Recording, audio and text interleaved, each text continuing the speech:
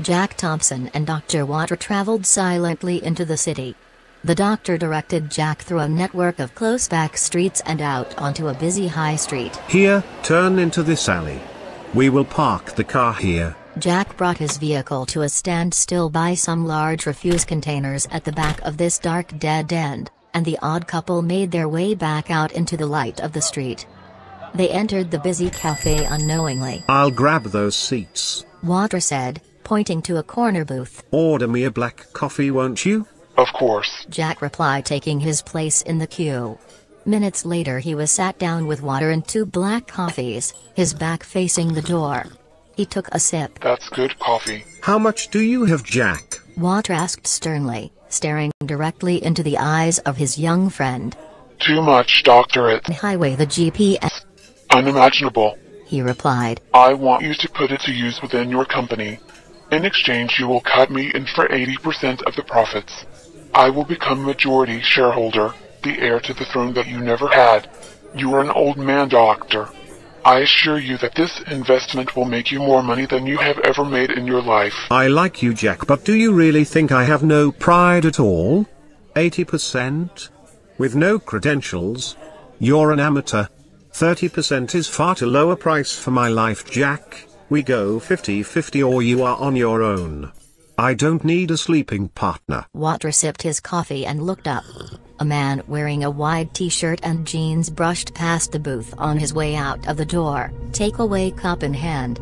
The man turned as he left to return the doctor's gaze. Water noticed his black eye patch and something turned in his stomach. Dangerous thoughts filled his mind.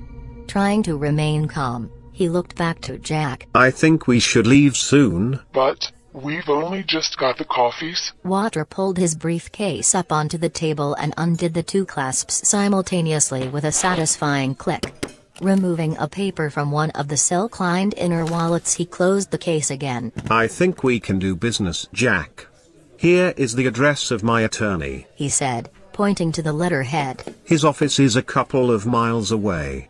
You will go there now, alone. Take the jeep, but be careful. He began writing something in elegant script at the bottom of the letter. I will ring my lawyer from here to inform him that you are on your way, and to draw up the necessary documents for the transferal of your funds. He stopped writing. This is the telephone number and address of the beach house where Sarah will be.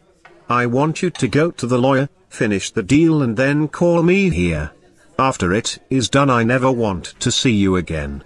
I will transfer your returns to a P.O. box of your designation once you are settled somewhere far away. The rest is up to you. Personally, I think you should leave the continent completely. Your father has destroyed a tribe and created a desperate gang.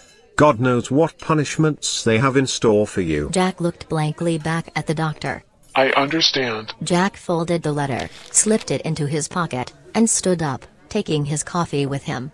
He picked up a takeaway cup from the stack at the corner of the service desk and poured the still warm drink into the receptacle and left. He turned left, scanning the streets for pursuers. Stopping at an electrical box, he placed his cup on the rough pickle green surface and removed a half bottle of Highland Park Scotch whiskey from his inside breast pocket. There was a strange moment of total silence just before it happened, a meta-second of calm to balance the chaos of the cafe's explosion. The whole world seemed to retch with the noise and destruction of the bomb, and then smoke, dust, screams of pain. Jack Thompson stood, staring into the mess, his takeaway coffee thrown halfway across the street in fear, the bottle of whiskey held tightly in his hand. He took a quick swig and ran for the car,